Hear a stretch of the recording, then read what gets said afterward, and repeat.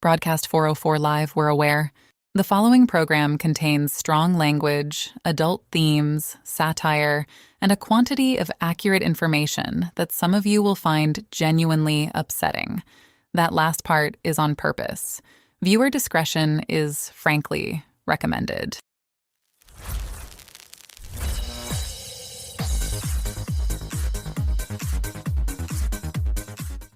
And I told him the second one was fine, the third one I'm not sure about. Oh. It is Monday, May 11th, 2026. Things happened while we were off the air. They happened without permission. Tonight, a former congresswoman has, against every odd, identified actual insider trading, $920 million of crude oil shorts, placed by people who apparently knew a war was about to be a maybe. Sports. A basketball series ended one game ago, and the Sixers are still being asked about it. And a small business in Ohio is celebrating its 40th anniversary by being purchased and immediately closed. I'm Sloan. And I'm Kiki. Hi, my cuties. We missed you. We did not. Former Representative Marjorie Taylor Greene this week posted a list of trades that, in her words, prove the on-again, off-again war rhetoric out of Washington is, quote, insider trading, $920 million worth of crude oil shorts, placed in a narrow window, right before officials announced the conflict was, suddenly, not happening.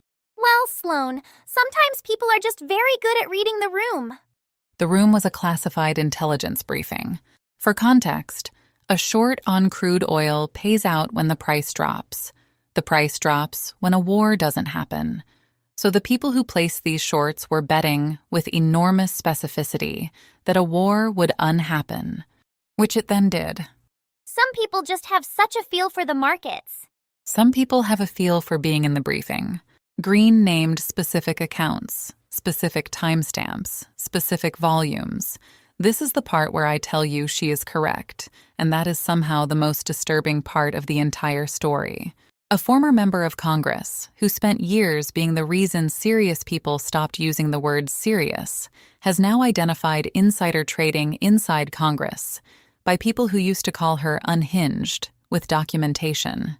And the response from the relevant committees has been silence. Well, maybe everyone is just very busy. Busy doing what, Kiki?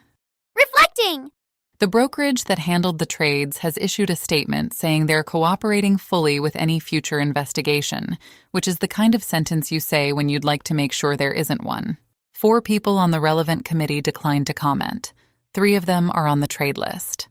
Oh! The 4th is married to someone on the trade list, which is, in the legal sense, a fucking technicality.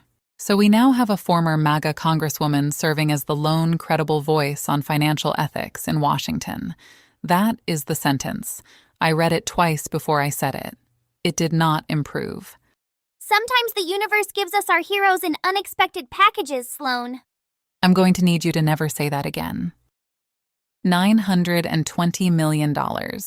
For context, that's the entire annual budget of the Securities and Exchange Commission's Enforcement Division, which is the agency that would, in theory, be looking into this. They are not looking into this.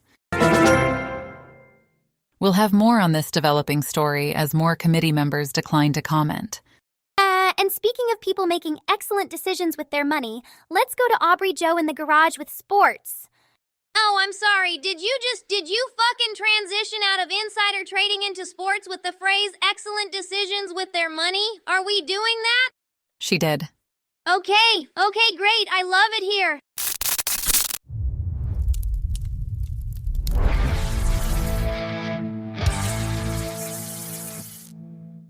We got a shitload to get through. Let's go. Knicks Sixers game 4, Sunday afternoon. Knicks are up 3-0, 3-0. The Sixers are going home. Philadelphia is having a moment, and by moment I mean a full-blown public mourning event. I love Philly so goddamn much. They will boo Santa Claus and they will boo their own children, and I respect every bit of it. But this series was a clinic. The Knicks beat them like they owed them money. Next up, UFC 328, Khamzat Chimaev, hell of a name, hell of a fighter, and on Saturday night this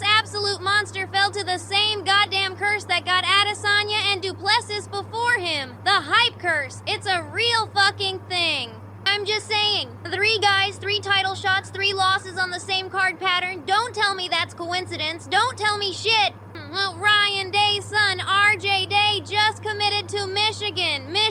Ryan Day is the head coach of Ohio State. His son to Michigan. Are you fucking kidding me? This is the most disrespectful thing one child has ever done to a parent, and I have been on Twitter for 15 years. Hold on. Okay. Somebody on Reddit is saying RJ Day actually committed to Michigan 3 months ago and the family just announced it now, which is fine. That's a normal thing for a family to do. Sit on it, like a hen. Anyway, Minnesota Wild, the fucking Wild down in the series looked dead and then turned it into a goddamn knife fight last night. Bruising hockey. Real mean, ugly hockey. I haven't been this happy in weeks. Rory McIlroy at the PGA Championship is having a meltdown. Saturday round was a disaster. The man could not find the fairway with a search party. I don't know what to tell you. Sometimes you're Rory and sometimes you're not Rory, and right now he is not Rory. It's genuinely fucking sad to watch. Alright, now for the real shit. Yesterday, behind the Sunoco on Route 6, the 17th annual Lawrence County Backyard Bocce Invitational kicked off in front of a crowd of approximately 41 people and one extremely committed beagle. Margaret took first in the senior bracket. Margaret is 63. She brought a Tupperware container she refused to open. The container had something in it. Nobody knows what. Margaret says it's for after. After what? Margaret, after what? Derek finished second. Derek was, of course, on the opposing bracket. Derek and Margaret have not spoken in 11 years. They were 10 feet apart for 4 hours, and both of them only looked at the bocce balls. That's discipline. That's fucking discipline. I asked Derek what his strategy was. He said, quote, "She knows what she did," end quote. I said, "What did she do?" He said, quote, "She knows." That's all I got. That's my whole interview. Final score, 12-11, sudden death roll. The beagle bit a folding chair. Nobody got hurt. The whole thing was beautiful, and I will die on this fucking hill. Real quick, Travis used to bring his lawn chair to events like this, green one. He left it leaning against the wall here in the garage when yeah, it's still there. I haven't moved it. I'm not gonna. Anyway, sports. The beagle bit a folding chair. That's so cute. Kiki, that is not cute. That is a dog with a bite history at a community event. The beagle's name is Custard. He's a known biter. The county knows. Everybody knows. See, when everybody knows, it's not a problem anymore. It's just a feature of the event. Speaking of features that became problems, there's another story I want to get to. A company we'll talk about in a minute just bought out a 40-year-old family business in Ohio and closed it the same day. Margins. Apparently, this is the new model. This is such a sweet story, Sloan. Hartwell Lumber in Marysville, Ohio, was a family business for 40 years. This week, a private equity firm called Crestwood Holdings purchased it, and within 48 hours announced the location would be closing permanently. Sweet. Well, the family got paid. That's the sweet part. The family got 9% of the sale price. The remaining 91% went to a holding entity in Delaware. That's still such a nice round number for them. We are getting word now that a Senate subcommittee has opened a review of the trade list Green published on Wednesday. 3 names from that list are reportedly under preliminary inquiry. We'll come back to that. Anyway, Hartwell Lumber had 38 employees. They've been offered very competitive severance packages. 2 weeks of pay. 2 whole weeks! Crestwood Holdings has done this 19 times in the last 3 years. Same playbook. Buy a profitable small business, close it, sell the real estate. The real estate is the asset. The business was the cover charge. You know what I think is beautiful? That the building Hartwell was in is going to become something new. Maybe a parking lot. Maybe a self-storage. Either way, change. A parking lot. For the cars of the people who used to work there. The founder of Hartwell Lumber is 81 years old. He worked there since he was 19. He was photographed Friday, standing in the parking lot of the closed store. He had not been told it was being closed. He found out from a neighbor. Well, that's why you have neighbors, Sloan. Crestwood's CEO made $42 million last year. Hartwell's founder made $31,000. The math is doing something to me that I am professionally obligated to suppress. He's gonna be just fine. He has a porch. Porches are healing, Sloan. He's gonna sit on his porch and reflect. On what? On a job well done. I'm sure he did the best he could with what he had. Anyway, Crestwood Holdings has been a major employer in the region. They closed every business they purchased. Employer is a flexible word, Sloan.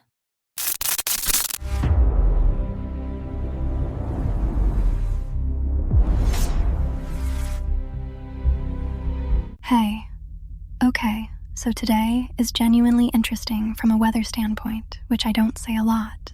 Los Angeles and Seattle are in what I'm calling a wind showdown. Both cities are pulling 46 to 50 mile per hour winds while sitting in the low 60s. Two cities, same coast, same wind speed, nobody is talking about it. Miami's at 90 degrees. New York is at 58, same coast, 32-degree spread, just so you know what country you live in.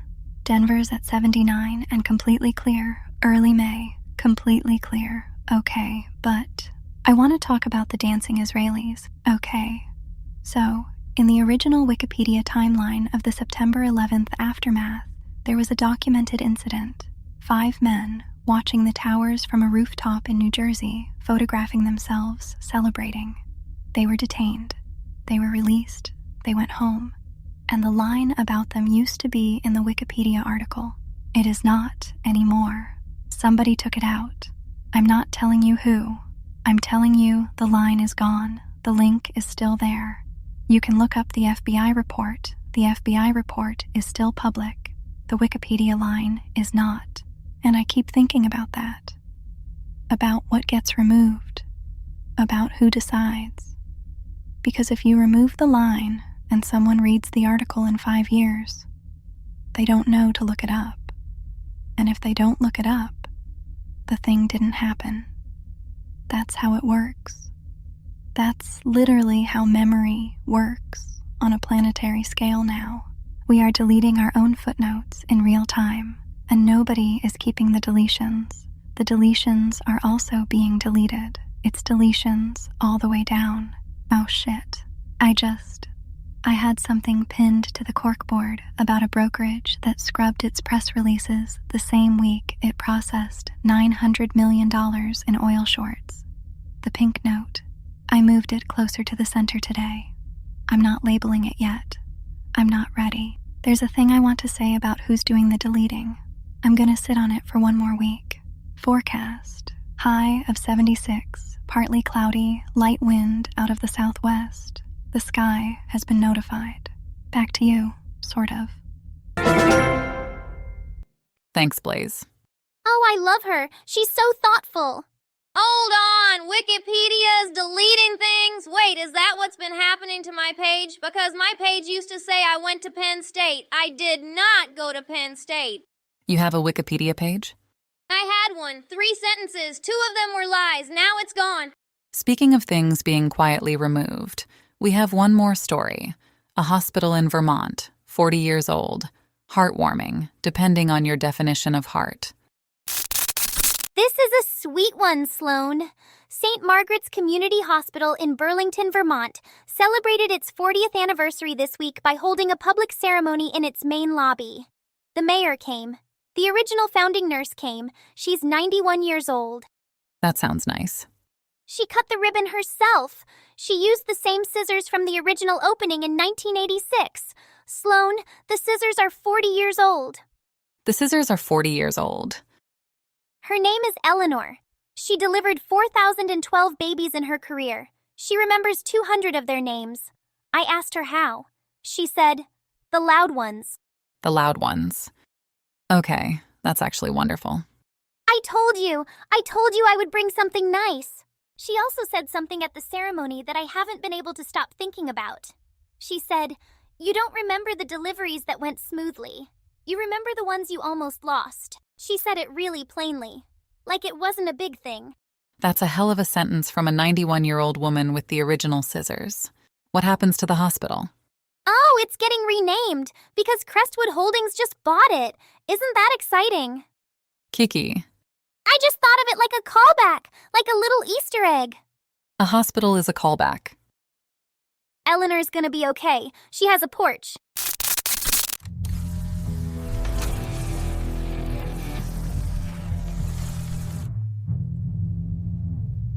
Okay, so this is something new we're trying.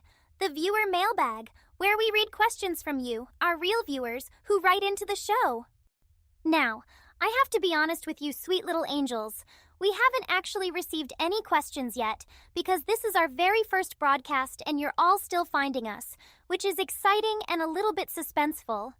We're aware nobody has written in. We're not insulted. I am slightly insulted.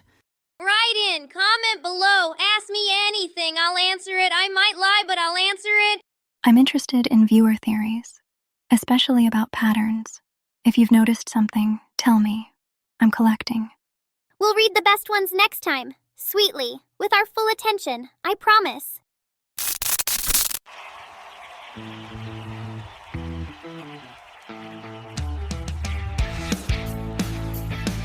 Welcome the fuck back to Candle Blowers, the only birthday segment on this network or any other, dedicating this week to Custard the Beagle, who is recovering from his folding chair incident in stable condition. Monday, May 11th, Sabrina Carpenter turns 27. Espresso. Espresso changed my life. I don't even drink espresso. The song made me drink espresso. That's power. Same day, Coyle Ray. No more parties. Banger. 29 years old. I will fight anybody who says otherwise about either of these women, and I will lose, but I will fight. Lana Condor, also May 11th, 29. To all the boys I've loved before. I watched all three. I cried at the second one. I'm not ashamed. Suck my entire ass. May 12th, Mo Bamba, NBA center, 28 years old, 7 feet tall. There is a song called Mo Bamba, and it is unrelated to him, and that fucks me up every time I think about it. Same day, Frankie de Jong, Barcelona midfielder, 29, Dutch. The Dutch are taking over soccer, and nobody is sounding the alarm. Speaking of which, May 13th is Jabari Smith Jr., 23, Houston Rockets, and I'm not saying he's the future of the league, but I'm not saying it. Travis would have said it. Travis like the long shooters. Thursday, May 14th, Jack Hughes turns 25, captain of the Devils, big energy. Same day, Martin Garrix is 30. DJ Animals, you know the one that goes. Same day, Rose Lavelle, U.S. Soccer, 2-time World Cup winner. 31, the Rose Lavelle goal in the 2019 final still lives rent-free in my entire body. Friday, Ousmane Dembélé, French winger, also Barcelona, 29. Barcelona's birthday week is insane. They should not be allowed to have this many good players born in the same week. Honestly, look it up. Barcelona has like 4 guys born within 7 days of each other. Tell me that's not a recruitment pattern. Tell me they're not, I don't know what they're doing, but they're doing something. That's the candles. Happy birthday to all you weirdos. Travis's birthday is in November. We're gonna do a big one. I'm just saying that now so it's documented. Back to whatever the hell they're doing in there. Well, that was a broadcast. A great one. I want to circle back to the scissors, the 40-year-old scissors. Are they sharp? Are they dull? Did Eleanor sharpen them? I have so many questions. I think they sharpened themselves over time. Scissors do not do that. I mean, in a way they do. Use shapes the blade. 40 years of use. The metal remembers. Blaze gets it. The metal remembers. Sloan, the metal remembers? I'm gonna need everyone to take this whole thing down a notch. Okay, so before we go, I want to do the like and subscribe thing because Sloan said I had to. I did not. Subscribe to this channel, hit the bell, tell your idiot brother, share this video with the one person in your life who needs to laugh and also be slightly disturbed. That's the demo, that's our people. Also, if you didn't subscribe, I'm gonna find Custard's owner and we're coming to your house. I'm kidding, mostly. That was perfect, sweetie. That's the show. Custard the Beagle has a Venmo. Do not give him money, he is a dog. I'll keep watching the brokerage thing. If anybody else has noticed it, you know where to find me. Outside. Looking up. Take such good care of yourselves this week. Be sweet to the people in your life. We'll be right here. We'll be watching. With you. For you. Whichever feels nicer. It's Monday. We made it back. $920 million. I'm still thinking about that number. Good night. Did somebody wash my coffee mug? I did!